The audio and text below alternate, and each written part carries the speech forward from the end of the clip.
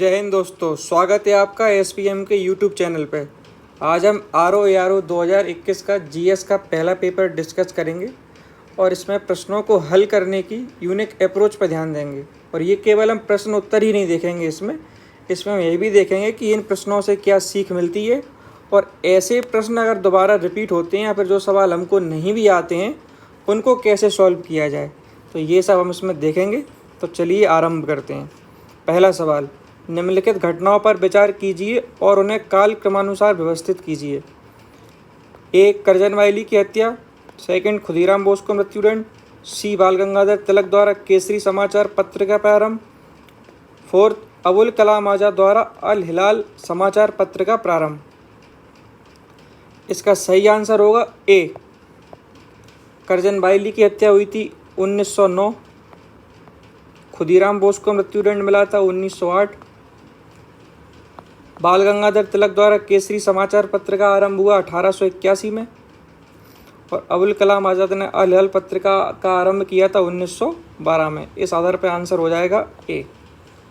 ये इसमें हमको ध्यान रखना है कि तिलक ने एक और पत्रिका निकालते थे जिसका नाम था मराठा, और पेपर में ये पूछ लिया जाता है कि ये किन भाषाओं में थी।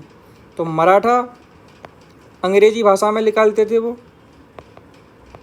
और केसरी मराठी भाषा में थी। तो इसको आप नोट कर लें, ये कई बार एग्जाम में पूछा जा चुका है। और अबुल कलाम आज़ाद की एक और समाचार पत्र था अल हिलाल, ये इसमें आपको याद रखना है। प्रश्न संख्या 2, उत्तर प्रदेश के विभिन्न स्थानों में आयोजित भारतीय राष्ट्रीय कांग्रेस के अधिवेशन के संदर्भ में सूची 1 को सूची 2 से सुमेलित कीजिए तथा नीचे दिए गए कूट का प्रयोग करके सही उत्तर का चयन कीजिए। इसमें अधिवेशनों के स्थान और वर्ष को सुमेलित करना है।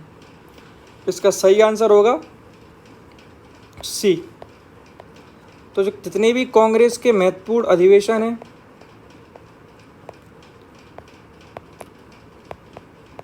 उनका समय, स्थान और अध्यक्ष, ये 3 चीज़ें आप याद कर लें, ये बार बार एग्जाम में पूछे जाते रहें। तो अगला सवाल देखते हैं। प्रश्न संख्या 3, सूची 1 को सूची 2 से सुमेलित करना है और सूची को दिए गए कूट का प्रयोग करके सही उत्तर का चयन करना है। ये भी सुमेलित करने का सवाल है। इसमें द्वितीयांग्ल मैसूर युद्ध है, बी द्वितीयांग्ल फ्रांसीसी युद्ध, सी द्वितीयांग्ल मराठा युद्ध और डी द्वितीयांग्ल अफगान युद्ध। इसका सही आंसर है ए। प्रश्न 4, ये अभिकथन और कारण है। अभिकथन है, भारतीय प्रश्नों पर विवेचना के लिए दादाभाई नौरोजी ने 1866 में लंदन में ईस्ट इंडिया एसोसिएशन का गठन किया। और कारण है, वह ब्रिटिश जनमत को प्रभावित करना चाहते थे। और ये 4 कूट दे रखे हैं, इसका सही आंसर बताएं। इसका सही आंसर होगा सी। ए और आर दोनों सही हैं और आर एक ही सही व्याख्या है। ऐसे प्रश्नों को हल करते समय एक चीज़ का ध्यान रखना है कि पहले आप अभिकथन को पढ़ें और उसके बाद कारण को। तो पहले ये पता लगाएं कि दोनों सही हैं या नहीं। अगर दोनों में से कोई भी एक गलत है तो या तो आंसर ए हो जाएगा या सी हो जाएगा, और अगर दोनों सही हैं तो फिर अब कन्फ्यूजन रहती है विद्यार्थियों में कि सी और डी में से किसको चुनें। तो इसका सबसे आसान तरीका मैं आपको बताता हूँ। अभिकथन के बाद आप क्योंकि लगा के कारण को पढ़ें, और अगर क्योंकि लगाने के बाद वो कारण आपको लग रहा है कि वो अभिकथन को प्रमाणित कर रहा है, जस्टिफाई कर रहा है, तो उसका आंसर हो जाएगा दोनों सही हैं, दोनों व्याख्या करते हैं। और अगर वो प्रमाणित नहीं कर रहा है तो आंसर क्या हो जाएगा, दोनों सही हैं लेकिन प्रमाणित नहीं कर रहे हैं। तो अब इसको अपन देखते हैं प्रश्न को। भारतीय प्रश्नों पर विवेचना के लिए दादाभाई नौरोजी ने 1866 में लंदन में ईस्ट इंडिया एसोसिएशन का गठन किया क्योंकि भाई ब्रिटिश जनमत को प्रभावित करना चाहते थे। तो जैसा कि आप इसमें देखेंगे, अभिकथन जो कारण दिया गया है वो अभिकथन को प्रमाणित कर रहा है, इसलिए इसका आंसर सी है। और इसमें एक ट्रिक और, ये लंदन है, आप इसको देखें। और फिर ये कौन सा जनमानस है, ब्रिटिश जनमानस है। तो ऐसा कोई भी संगठन जो लंदन में बना है उसका उद्देश्य क्या होगा, ब्रिटिश जनमानस को प्रभावित करना। तो ऐसे सवालों को आप ऐसे सॉल्व कर सकते हैं, इसलिए इसका आंसर सही क्या होगा, आंसर सी। प्रश्न संख्या 5, निम्नलिखित घटनाओं पर विचार कीजिए, उन्हें कालक्रमानुसार व्यवस्थित कीजिए। इसमें भी कालक्रम है। तो लाला हरदयाल द्वारा गदर पार्टी की स्थापना, गोपाल कृष्ण गोखले द्वारा सर्वेंट्स ऑफ इंडिया सोसाइटी की स्थापना, 21 के बंगाल गजट का प्रकाशन, और चौथा है सर विलियम जोन्स द्वारा बंगाल एशियाटिक सोसाइटी की स्थापना। इसका सही आंसर होगा ऑप्शन बी। तो आप इनको याद कर लें कि गदर पार्टी की स्थापना किसने की थी, लाला हरदयाल ने। ये हो सकता है आगामी एग्जाम में ही पूछ लिया जाए। तो सर्वेंट्स ऑफ इंडिया सोसाइटी की स्थापना गोपाल कृष्ण गोखले। और सर विलियम जोन्स ने क्या स्थापना किया था? एशियाटिक सोसाइटी की स्थापना। अब आप मुझे बताएं कि एशियाटिक सोसाइटी ऑफ मद्रास और एशियाटिक सोसाइटी ऑफ बॉम्बे, इनकी स्थापना वर्ष उन्होंने किसने स्थापित किया? ये दोनों आप मुझे कमेंट बॉक्स में इसके आंसर दें। प्रश्न संख्या 6, ब्रिटिश उपनिवेशवाद के विरुद्ध भोजपुरी में लोकप्रिय कविता फिरंगिया लिखने वाले कवि का क्या नाम है? मनोरंजन, option B Ranjan Prasad, option C त्रिलोकी सिंह और ऑप्शन डी राजेंद्र पांडे। इसका सही आंसर होगा ऑप्शन ए मनोरंजन। प्रश्न 7, फोर्ट विलियम कॉलेज कलकत्ता के संदर्भ में कौन से कथन सत्य हैं? कथन 1 है, इसकी स्थापना 10 जून 1800 ईस्वी को कलकत्ता के फोर्ट विलियम कॉम्प्लेक्स में हुई थी। प्रश्न 2 और संख्या 2 है, इसकी स्थापना का मुख्य उद्देश्य ब्रिटिश अधिकारियों को भारतीय भाषाओं की शिक्षा देना था। इसका सही आंसर है बी केवल 2। प्रश्न संख्या 1 जो कथन है वो गलत है और दूसरा सही है। ये जो फोर्ट विलियम कॉलेज था इसको याद रखें, जो भारत में सिविल सेवा के अधिकारी थे उनके प्रशिक्षण के लिए बनाया गया था, लेकिन इसको कुछ सालों में ही समाप्त करके लंदन में एक हेलीवरी कॉलेज की स्थापना कर दी गई थी और फिर वहाँ प्रशिक्षण दिया जाने लगा। तो ये जानकारी यहाँ से निकल के आती है। प्रश्न संख्या 8 देखते हैं, ब्रिटिश भारत में सैन्य बल पर केंद्रीय राजस्व का कुल कितना प्रतिशत व्यय होता था? ये जो सवाल है ये बहुत तथ्यात्मक प्रकृति का है, फैक्चुअल है। यदि आपको ये आता है तो आपको इसको सॉल्व करें और नहीं तो इसको छोड़ दें। क्यों आपको नेगेटिव मार्क्स बढ़ाने हैं? तो ऐसा पेपर जहाँ पॉइंट्स में भी सिलेक्शन हो और रुक जाता है तो आप ऐसे सवालों को ना करें तो ज़्यादा बेहतर रहेगा। और अगर आपको पता है तो ये वेल एंड गुड, तो आप इसमें दूसरों से ही ले सकते हैं, क्योंकि ये सामान्यतः ये गलत होगा बच्चों का। तो इसका सही आंसर क्या होगा? ए 40%।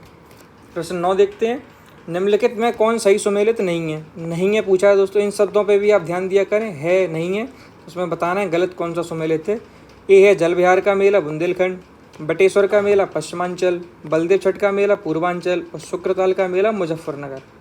इसका सही आंसर है सी, ये गलत सुमेलित है, बलदेव छठ का मेला पूर्वांचल। तो मेलों के बारे में आप सभी पढ़ लें, यूपी के जितने भी मेले हैं वो कहाँ लगते हैं स्थान, और संबंध भी उनका देख लें कि किससे संबंधित है। हम कोशिश करेंगे कि इस मेलों की आपको एक पूरी वीडियो लेके आएँ, जहाँ उत्तर प्रदेश के सभी ऐतिहासिक मेलों को हम डिस्कस करेंगे। प्रश्न संख्या 10, निम्नलिखित में से किस वर्ष वर्तमान उत्तर प्रदेश का प्रहार संपूर्ण क्षेत्र बंगाल प्रेसिडेंसी से अलग करके आगरा प्रेसिडेंसी के अधीन कर दिया गया? उसका सही आंसर है ऑप्शन सी 1833 ईस्वी में। प्रश्न 11 देखते हैं, निम्नलिखित में से किस वर्ष प्रयागराज का किले पर अंग्रेजों का अधिकार स्थापित हुआ? इसका सही आंसर है ऑप्शन डी 1797 ईस्वी में। प्रश्न 12, 18वीं शताब्दी के उत्तरार्ध में किसे प्रहार कंपनी बहादुर की शानो शौकत का स्थानीय प्रतिनिधि कहा जाता था? तो इसका सही आंसर है बी दरोगा। प्रश्न 13 देखते हैं, निम्नलिखित घटनाओं पर विचार कीजिए और उन्हें काल क्रमानुसार व्यवस्थित कीजिए। एक है भारतीयों द्वारा चीनी उद्योग का विकास, दूसरा है रिसला में प्रथम जूट मिल का प्रारंभ, तीसरा है भारत में स्टील का प्रथम बार उत्पादन और डी है बम्बई में प्रथम कपड़ा मिल का प्रारंभ। तो इसका सही आंसर क्या होगा? Option B. तो अब जब भी कोई घटना पढ़े तो उसका वर्ष ज़रूर देख लें, क्योंकि ऐसे सुमेलित होने से आपको उसकी जानकारी मिल जाएगी और प्रश्न सॉल्व हो जाएगा। प्रश्न संख्या 14 देखते हैं, भारतीय सिविल सेवा के संदर्भ में निम्नलिखित कथनों में से कौन से कथन सही हैं? कथन 1 है, भारत सरकार अधिनियम 1919 में भारतीय सिविल सेवा के लिए एक अलग परीक्षा का प्रावधान किया गया जो भारत में होनी थी, और भारतीय सिविल सेवा में 1941 में भारतीयों का प्रतिशत यूरोप वासियों से अधिक था। इसका आप सही आंसर बताएं। तो इसका सही आंसर होगा सी, दोनों कथन सही है। और मुझे ये बताएं कि जो भारत में परीक्षा हुई थी ये भारत में किस स्थान पर हुई थी? भारत में किस स्थान पर हुई थी ये भी पूछा जा चुका है, तो आप ये मुझे कमेंट बॉक्स में इसका आंसर दें। प्रश्न 15 देखते हैं, ये अभिकथन और कारण का है। रविन्द्रनाथ टैगोर ने नाइटहुड की उपाधि को त्याग दिया, ये अभिकथन है। और दूसरा है, वे असहयोग आंदोलन में भाग लेना चाहते थे। आप जैसा कि जानते हैं कि इसका ये कारण आर ही गलत हो गया है, तो इसलिए इसका आंसर सही क्या हो जाएगा? सी, ए सही है परंतु आर गलत है। 16 देखते हैं, राज्य विधानमंडल की बैठक आयोजित करने के लिए कोरम गणपूर्ति क्या है? 30 सदस्य, कुल सदस्यता का 10वां हिस्सा जो भी कम हो, ऑप्शन बी सदन की कुल सदस्यता का आधा, ऑप्शन सी सदन की कुल सदस्यता का 1/4 और ऑप्शन डी 10 सदस्य कुल सदस्यता का 10वां हिस्सा जो भी अधिक हो। इसका आंसर क्या होगा? इसका आंसर होगा डी 10 सदस्य। प्रश्न 17, काकोरी षड्यंत्र केस में प्रधान आरोपी पंडित राम प्रसाद बिस्मिल को उत्तर प्रदेश के किस शहर में फांसी दी गई थी? ए वाराणसी, बी गोरखपुर, सी कानपुर और डी लखनऊ। इसका सही आंसर बताएं। इसका सही आंसर होगा बी गोरखपुर। ये प्रश्न इसलिए पूछा गया था क्योंकि उस टाइम पे रामप्रसाद बिस्मिल न्यूज़ में थे। तो आप जो भी महत्वपूर्ण व्यक्तित्व इतिहास के हैं, अगर वो न्यूज़ में रहते हैं तो उनके बारे में आप ज़रूर जानकारी रख लें, क्योंकि ऐसे प्रश्न प्राय पूछ लिए जाते हैं। अब एक चीज़ बताएं कि रामप्रसाद बिस्मिल से संबंधित एक घटनाकांड है, षड्यंत्र जिसको बोलते हैं, वो कौन सा षड्यंत्र है, उसका आप कमेंट बॉक्स में आंसर दें। प्रश्न 18, निम्नलिखित में से कौन भारत आने वाला यात्री पुर्तगाली देश का नहीं था? ए Duarte Barbosa, B Domingo Paes, सी पीटर मुंडी और डी फर्नांडो नूनिस। बताएं। इसका सही है सी पीटर मुंडी। प्रश्न 19, सूची 1 को सूची 2 के साथ मिलान करना है। पंचवर्षीय योजना विकास मॉडल क्या है? इसका आंसर बताएं। ये बी है, ये सरल सवाल है, ये आपको पता होना चाहिए। 19 का बी। मतलब प्रथम था हेराल्ड डोमर मॉडल, द्वितीय था महालनोबिस मॉडल, तृतीय था एस चक्रवर्ती मॉडल और चतुर्थ था अशोक रुद्र मॉडल। ये आप याद कर लें, ये प्राय एग्जाम में रिपीट होते रहता है ये सवाल। प्रश्न 20, निम्नलिखित में से किसे गुरु नानक ने अपना उत्तराधिकारी घोषित किया था? बाला, ऑप्शन बी लहना, ऑप्शन सी मर्दाना और ऑप्शन डी श्रीचंद। इसका सही आंसर है ऑप्शन बी लहना। प्रश्न 21, निम्नलिखित में से दिल्ली सल्तनत के किस सुल्तान के शासनकाल में शाही महलों में हिंदू देवी देवताओं की पूजा होती थी? ए कुतुबुद्दीन मुबारक खिलजी, बी नसरुद्दीन महमूद, सी नसरुद्दीन खुसरो शाह और डी अलाउद्दीन मसूद शाह। इसका सही आंसर होगा ऑप्शन सी नसरुद्दीन खुसरो शाह। प्रश्न 22, निम्नलिखित में से किस सुल्तान ने साम्राज्य की सीमाओं की सुरक्षा हेतु एक विशेष सेना को नियुक्त किया? 22 का option A Iltutmish, option B है नसरुद्दीन महमूद, ऑप्शन सी बलबन और ऑप्शन डी अलाउद्दीन खिलजी। इसका सही आंसर होगा अलाउद्दीन खिलजी। ये मंगोल आक्रमण से बचने के लिए एक स्थायी सेना का गठन किया गया था। तो इसमें 2 काम अलाउद्दीन खिलजी ने किए थे, एक तो स्थायी सेना का गठन और दूसरा उत्तर पश्चिमी क्षेत्र में किलों का निर्माण।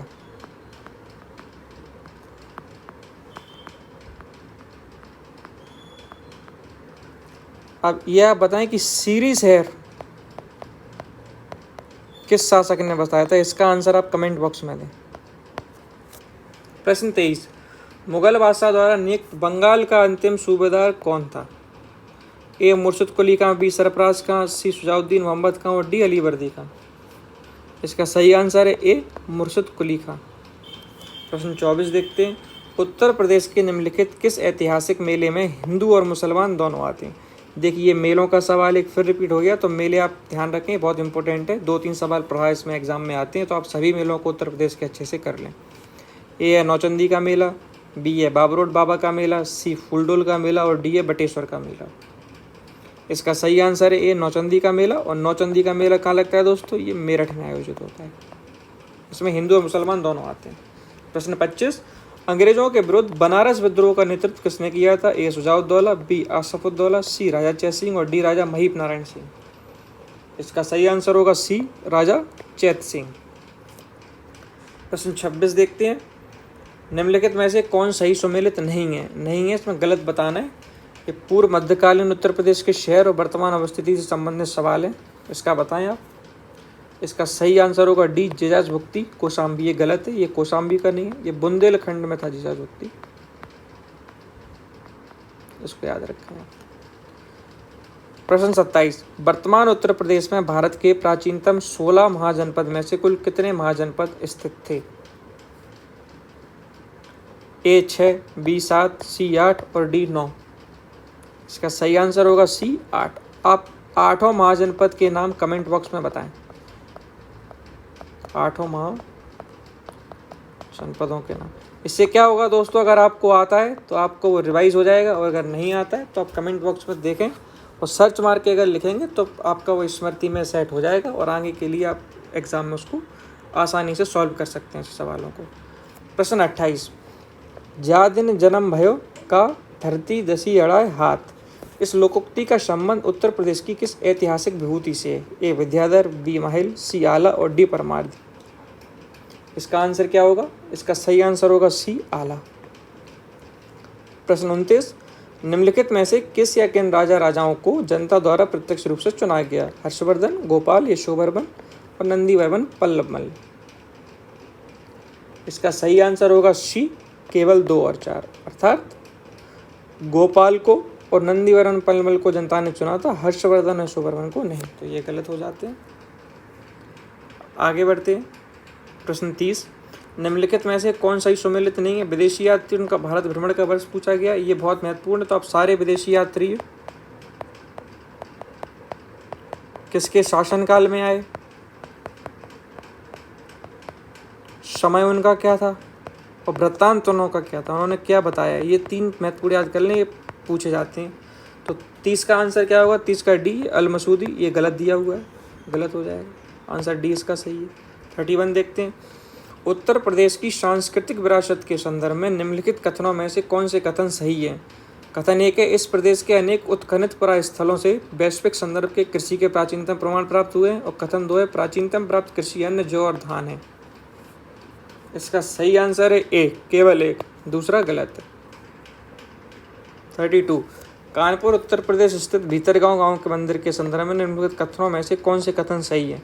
इस मंदिर का निर्माण 5वीं सदी ईस्वी से 6ठी सदी ईस्वी के मध्य हुआ। और दूसरा, ईंटों से निर्मित है, भारत के प्राचीनतम मंदिरों में से एक है। तो उसका सही आंसर है सी, दोनों कथन सही है।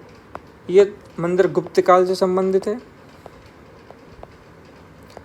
और मंदिर निर्माण की भारत में 3 शैलियाँ थीं। मंदिर निर्माण की 3 शैलियाँ थीं। ये कौन कौन सी थी? नागर, बेशर और द्रविड़। आप एक काम करें कि इन तीनों शैलियों के जो महत्वपूर्ण मंदिर हैं उनकी क्या विशेषता है वो आप याद कर लें, ये एग्जाम में पूछा जा सकता है। प्रश्न 33, एक सितार में किस प्रकार की ध्वनि तरंग उत्पन्न होती हैं? प्रगामी एवं अनुदैर्घ्य, बी प्रगामी एवं अनुप्रस्थ, सी अप्रगामी एवं अनुदैर्घ्य और डी अप्रगामी एवं अनुप्रस्थ। इसका सही आंसर होगा डी, अप्रगामी एवं अनुप्रस्थ। प्रश्न 34 देखते हैं। 2 एक जैसे बल्ब को किस प्रकार जोड़ने पर अधिक रोशनी मिलेगी? कथन 1, दोनों श्रेणी क्रम में जुड़े हों और कथन बी, दोनों समानांतर क्रम में जुड़े हों। इसका सही आंसर होगा ऑप्शन बी, जब दोनों समानांतर क्रम में जुड़े हों। प्रश्न 35, गकड़ियों द्वारा उत्पादित रेशम कहलाता है। ये मकड़ियों द्वारा है दोस्तों, मकड़ियों द्वारा उत्पादित रेशम कहलाता है। टसर रेशम, गोशामर रेशम, सी है मूंगा रेशम और डी अहिंसा रेशम। ऑप्शन पता है इसका आंसर? इसका आंसर भी होगा गोशामर रेशम। प्रश्न 36 देखते हैं। निम्नलिखित युगों में से कौन सा या सही सुमेलित है? इसमें भी मिलान करना है 36 का। इसका आंसर डी होगा, चारों सही सुमेलित हैं। चुकंदर चीनी, शहद ग्लूकोज फ्रक्टोज, कपास सेल्यूलोज और दुग्ध लैक्टोज।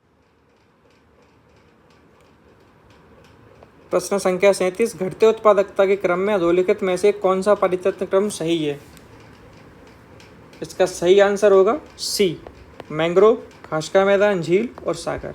प्रश्न 38 पे आते हैं। निम्नलिखित में से कौन सा संबंध सही नहीं है? ए है 1 बाइट बराबर 8 बिट्स, बी है 1 किलोबाइट बराबर 1024 बाइट्स, सी है 1 गीगाबाइट बराबर 1024 किलोबाइट और डी है 1 टेराबाइट बराबर 1024 गीगाबाइट। इसका गलत बताना है, बताएं इसका आंसर। इसका सी है, सी गलत है। 1 गीगाबाइट बराबर 1024 किलोबाइट, ये गलत है। प्रश्न 39 पे जाते हैं। निम्नलिखित में से कौन सा कथन सही नहीं है? पुनः गलत पूछा है, याद रखें इन शब्दों को। ए है मनुष्य का कान 1000 हर्ट्ज पर सबसे सुघराई होता है, बी है मनुष्य की आंख लाल रंग के लिए सबसे अधिक सुघराई होती है, सी सुनने की दृढ़ता 1/10 सेकंड होती है और डी दृष्टि की दृढ़ता 1/16 सेकंड होती है। इसका सही आंसर होगा बी, मनुष्य की आंख लाल रंग के लिए सबसे अधिक सुघराई होती है, गलत है। तो आप मुझे कमेंट बॉक्स में बताइए किस रंग के लिए मनुष्य की आंख सबसे अधिक सुघराई होती है। प्रश्न 40, 10 दिनों से अधिक दिन तक उपवास करने पर लिवर पर क्या प्रभाव पड़ता है? ए, लिवर में ग्लूकोज का स्तर कम हो जाता है, लिवर में ग्लूकोज स्तर अधिक हो जाता है, लिवर में ट्राइग्लिसराइड्स घटने लगता है और डी, लिवर में ट्राइग्लिसराइड्स बढ़ने लगता है। इसका सही आंसर होगा सी, लिवर में ट्राइग्लिसराइड्स घटने लगता है, ये सी आंसर है इसका। प्रश्न 41 पे आते हैं। जीवाश्म ईंधन के बाद भारतवर्ष की ऊर्जा आवश्यकताओं की पूर्ति के लिए दूसरा सबसे महत्वपूर्ण स्रोत है। अगर के दूसरा पूछा है तो ए जल विद्युत ऊर्जा, बी वायु ऊर्जा, सी परमाणु ऊर्जा और डी सौर ऊर्जा। वैसे आपको पता है कि दूसरा सबसे है, तो सबसे पहला कौन सा, ये जल विद्युत है, इस आधार पर ये ऑप्शन नहीं हो सकता। अब आप विचार करें कि वायु ऊर्जा और परमाणु ऊर्जा में हम अभी संघर्ष ही कर रहे हैं, तो ये बहुत कम उत्पादन होता है, तो आप इस आधार पर ये दोनों ऑप्शन भी हटा सकते हो। तो उसका सही आंसर क्या हो जाएगा दोस्तों इस आधार पर, डी सौर ऊर्जा। अब मुझे ये बताएं कि जो ऊर्जा के दो स्रोत होते हैं, परंपरागत जिनको हम बोलते हैं अनवीकरणीय, और दूसरा नवीकरणीय।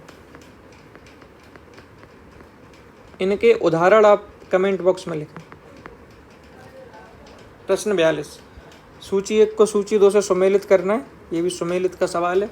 इसमें खनिज और उद्योग जिनमें बड़े पैमाने पर उपयोग किया जाता है ये बताना है।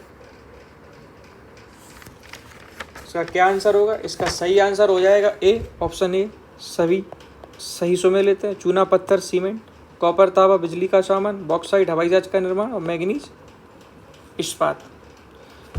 तो बॉक्साइट का आपको पता होगा, इस 21 धातु का अयस्क है, एल्युमिनियम का, ये आपको याद रखना है। प्रश्न 43, नदी का जल प्रदूषण मापा जाता है।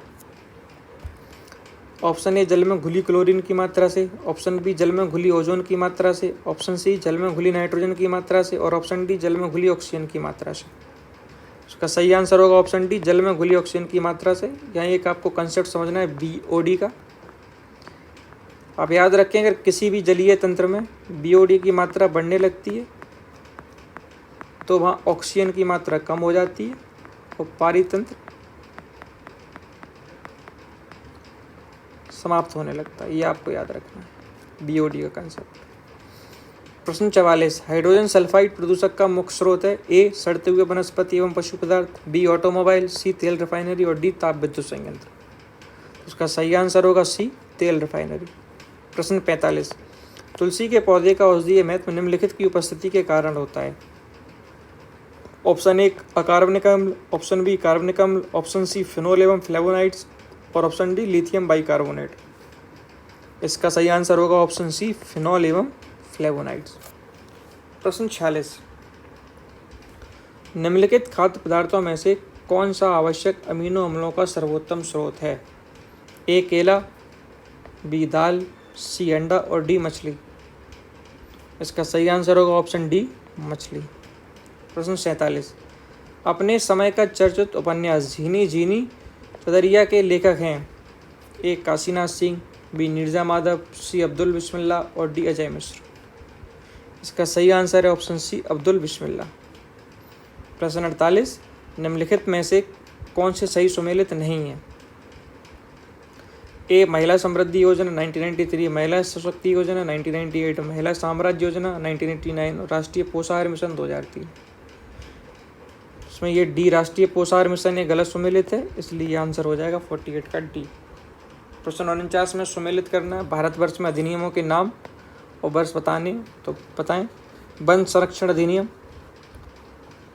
पर्यावरण संरक्षण अधिनियम, वायु प्रदूषण एवं निवारण एवं नियंत्रण अधिनियम और जल प्रदूषण नियंत्रण अधिनियम। तो उसका सही आंसर हो जाएगा ऑप्शन डी।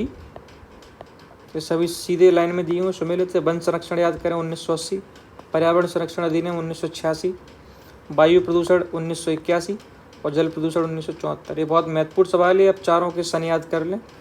एक जानकारी आप दें कि केंद्रीय प्रदूषण नियंत्रण बोर्ड, केंद्रीय प्रदूषण नियंत्रण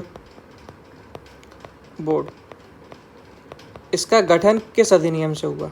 ये आप कमेंट बॉक्स में बताएं, किस अधिनियम से। ये भी बहुत महत्वपूर्ण सवाल है, आप इसका कमेंट बॉक्स में उत्तर दें। प्रश्न 50 देखते हैं। दक्षिण एशियाई क्षेत्र के लिए भारत का 6 सूत्री प्रस्ताव भारत के किस प्रधानमंत्री द्वारा प्रस्तुत किया गया था? मनमोहन सिंह, अटल बिहारी वाजपेयी, नरेंद्र मोदी और आई के गुजराल। तो उसका सही आंसर है बी, अटल बिहारी वाजपेयी। तो जिस प्रधानमंत्री काल में बहुत महत्वपूर्ण विदेशी सिद्धांत आता है तो उसको आप याद कर लें, जैसे पंचशील सिद्धांत,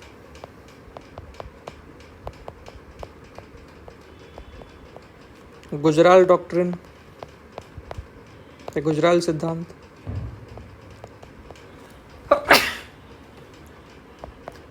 एक्ट ईस्ट नीति,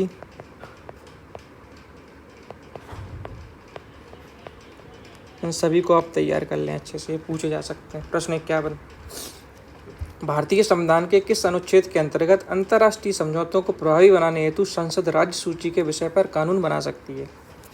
ऑप्शन ए अनुच्छेद 252, ऑप्शन बी अनुच्छेद 249, ऑप्शन सी अनुच्छेद 250 और ऑप्शन डी अनुच्छेद 253। इसका सही आंसर होगा ऑप्शन डी अनुच्छेद 253।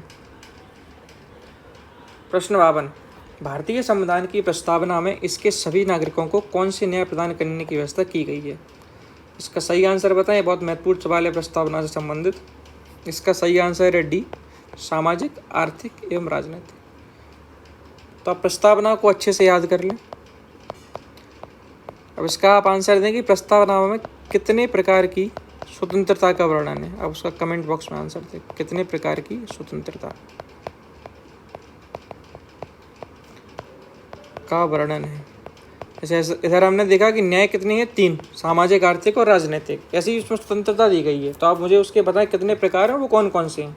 ये भी संभवतः हो सकता है कि ये सवाल आप पूछ लिया जाए, उसको भी आप याद रखें। प्रश्न 53, 1953 में निम्नलिखित में से कौन सी भाषा 8वीं अनुसूची में सम्मिलित नहीं की गई थी? ए मैथिली, बी संथाली, सी बोडो और डी डोंगरी। तो दोस्तों ये 1993 नहीं है, ये 2003 है। 2003 में ये भाषाएं सम्मिलित की गई थी और ये सभी भाषाएं सम्मिलित की गई थी। तो इस आधार पर ये प्रश्न आयोग डिलीट कर देगा। लेकिन आपको यहाँ से ये याद रखना है कि 2003 में ये 4 भाषाएं शामिल की गई थी। तो आप इसको किसी ट्रिक के माध्यम से याद रख सकते हैं। प्रश्न 54, निम्नलिखित में से कौन से भारतीय राष्ट्रपति लोकसभा अध्यक्ष भी रहे? ए फखरुद्दीन अली अहमद, डॉक्टर बी शंकर दयाल शर्मा, सी डॉक्टर जाकिर हुसैन और डी नीलम संजीव रेड्डी। तो इस वर्ष आपको याद हो कि राष्ट्रपति के चुनाव हुए हैं। तो ये राष्ट्रपति का, सभी राष्ट्रपतियों का, डॉक्टर राजेंद्र प्रसाद से लेके अभी जो हाल में नवनिर्वाचित हुई हैं श्रीमती मुर्मू, इनको आप देख लें, इनकी क्या क्या उपलब्धियां रहेंगी। हो सकता है एक सवाल आपको वहाँ दिख जाए पेपर में। तो इसका सही आंसर क्या होगा? इसका सही आंसर होगा 54 का डी नीलम संजीव रेड्डी। 55 देखते हैं, निम्नलिखित में से कौन सही सम्मिलित नहीं है? प्राथमिक ऊर्जा, ज्वारीय शक्ति, ऑप्शन बी वाणिज्यिक ऊर्जा, तेल और गैस, ऑप्शन सी गैर वाणिज्यिक ऊर्जा, जानवरों का गोबर और ऑप्शन डी गैर पारंपरिक ऊर्जा, सौर ऊर्जा। इसका सही आंसर है प्राथमिक ऊर्जा, ज्वारीय शक्ति। गलत है, बाकी तीनों स्टेटमेंट सही है। प्रश्न 56 देखते हैं, उत्तर प्रदेश की कुल जनसंख्या में कार्यबल का कितना प्रतिशत है? इसका सही आंसर है ऑप्शन बी 23.7%। प्रश्न 57 देखते हैं, निम्नलिखित में से कौन विरासत शहरों के समग्र विकास के लिए चुने गए 12 हृदय शहरों में से नहीं है? ए आगरा, बी गया, सी पुरी और डी वारंगल। उसका सही आंसर ए आगरा। अब कमेंट बॉक्स में बताएं कि यूपी के कितने शहर हृदय स्कीम में हैं। कितने शहर हृदय स्कीम में और वो कौन से हैं, उसका आप उत्तर कमेंट बॉक्स में लिखें। हृदय योजना में। और ये योजना किसकी है आप ये भी बताइए, मंत्रालय किसका है इस योजना का, ये भी पूछ लिया जाता है कि कौन मंत्रालय इसको आरंभ किया है। तो ये आप मंत्रालय और यूपी के शहरों के बारे में कमेंट बॉक्स में जरूर लिखें। प्रश्न 58, भारत के कृषि उत्पाद व्यापार व वाणिज्य बिल 2020 में निम्न में से किसका उल्लेख नहीं किया गया है? तो ये आपको पता होगा, कृषि बिल से संबंधित ये सवाल है जो कि बहुत चर्चा में था उस समय। तो ये उसी आधार पर सवाल पूछा गया है। इसमें ए आवश्यक वस्तुएं, बी संविदा कृषि, सी न्यूनतम समर्थन मूल्य और डी कृषि उत्पाद विपणन समिति है। तो आपको यदि याद हो कि न्यूनतम समर्थन मूल्य को लेकर इसमें ऐसा कुछ भी प्रावधान नहीं था, इसलिए इसका आंसर सी हो जाएगा। और इसी की मांग को लेकर आंदोलन चल रहा था। तो अगर आप घटनाओं को अच्छे से अध्ययन कर रहे हैं तो उस आधार पर भी ये सवाल आप सॉल्व कर सकते हैं। तो करेंट अफेयर्स का भी आप ध्यान रखें, न्यूज़पेपर आप पढ़ते रहें ताकि ऐसे सवालों को आप तुरंत सॉल्व कर सकें। प्रश्न 59, पारंपरिक लोकनाथ भांड पत्थर किस राज्य या केंद्र शासित प्रदेश से संबंधित है? ए जम्मू कश्मीर, बी गुजरात, सी उत्तर प्रदेश और डी आसाम। इसका सही आंसर ए जम्मू कश्मीर। प्रश्न 60, सबरी संकल्प अभियान का संबंध है? ए जो लोग गरीबी रेखा के नीचे उनकी सहायता करना, ऑप्शन बी महिलाओं का सशक्तिकरण, ऑप्शन सी स्वयं सहायता समूह के लिए योजना और ऑप्शन डी राष्ट्रीय पोषण मिशन। इसका सही आंसर होगा डी सबरी संकल्प अभियान का संबंध राष्ट्रीय पोषण अभियान से है। तो यूपी और उत्तर प्रदेश सरकार और केंद्र सरकार की महत्वपूर्ण योजना का वर्ष और उनका उद्देश्य, ये याद कर लें, इससे सवाल आपको जरूर मिल जाएंगे।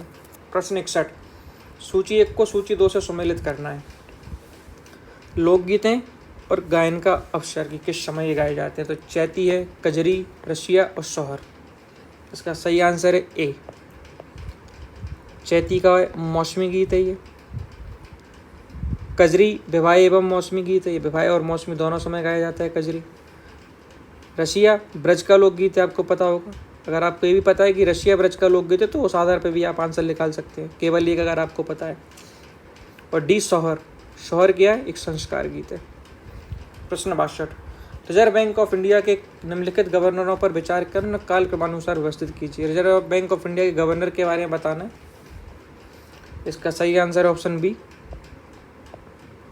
सबसे पहले डॉक्टर आई.जी. पटेल आए, उसके बाद डॉक्टर मनमोहन सिंह, सी रंगराजन और डी सुब्बाराव। आप इसको याद कर लें, ये पूछा जा सकता है पुनः।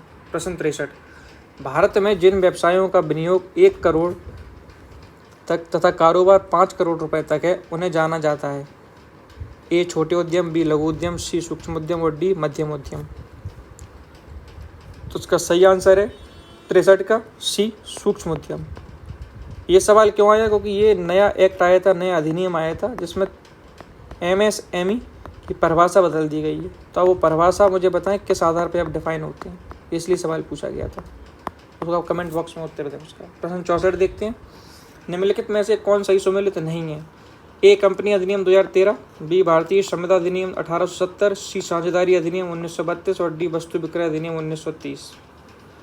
इसका सही आंसर होगा बी, भारतीय संविदा अधिनियम 1870। ये गलत है, 1870 ना होकर ये 1872 है। तो एक और अभी इससे पहले हमने सवाल देखा था, वन संरक्षण अधिनियम, पर्यावरण प्रदूषण नियंत्रण अधिनियम वाला था, उसमें भी वर्ष पूछे गए थे, इसमें भी वर्ष पूछे गए। और ये सभी महत्वपूर्ण अधिनियम हैं। तो जितने भी महत्वपूर्ण अधिनियम हैं उनके आप एक एक वर्ष तो याद कर ही लें, ताकि ऐसे सवालों को आप आसानी से सॉल्व कर पाएँ। प्रश्न 65, भारत की राष्ट्रीय अर्थव्यवस्था का सबसे बड़ा स्रोत है? ए सेवा क्षेत्र, बी कृषि क्षेत्र, सी औद्योगिक क्षेत्र और डी व्यापार क्षेत्र। इसका सही आंसर होगा ए, सेवा क्षेत्र। प्रश्न 66, निम्नलिखित घटनाओं पर विचार कीजिए और कालक्रमानुसार व्यवस्थित कीजिए। पुनः कालक्रमानुसार पूछा है। इसका सही आंसर क्या होगा? इसका सी आंसर सही है। सबसे पहले KVS स्कीम की शुरुआत हुई, उसके बाद सामुदायिक विकास कार्यक्रम आया CDP। इसी के अंतर्गत दोस्तों जो BDO का पद होता है उसका सृजन किया गया था, ब्लॉक डेवलपमेंट ऑफिसर। और इसी सामुदायिक विकास कार्यक्रम की शुरुआत के लिए एक समिति का गठन हुआ था इसकी समीक्षा के लिए। तो आप मुझे बताएं कि वो समिति का गठन किस वर्ष हुआ और उसके कौन अध्यक्ष थे? बहुत महत्वपूर्ण समिति है, वो कई पेपरों में आ चुकी है।